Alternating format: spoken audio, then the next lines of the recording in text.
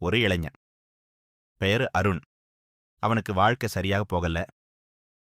வேலைக்கு இன்டர்வியூ போனாலும் ரிஜெக்ட். நண்பர்கள் எல்லாம் தங்களோட வாழ்க்கையில பிஸி. ஒரு நாள் இரவு அவன டெரேஸ்ல உட்கார்ந்து பேசுகிறான். சிவா, நான் என்ன பண்றதுன்னே தெரியல. ஒரு சின்ன சிக்னல் குடு. நான் சரியான பாதையில இருக்கேன்னு. அவன் ஃபோன் பக்கத்துல வச்சுட்டு தூங்குறான். இரவு 2 மணி. Phone vibration.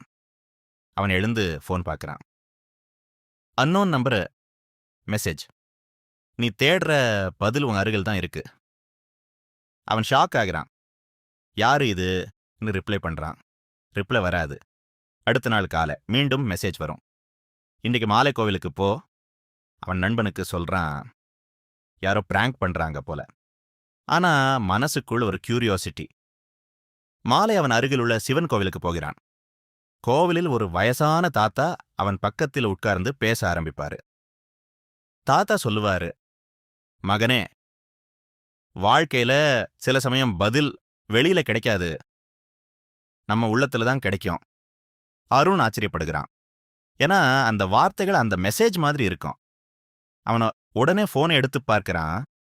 Unknown number chat open பண்றான். ஆனா அந்த சேட்டையே காணாமலாகிடும்.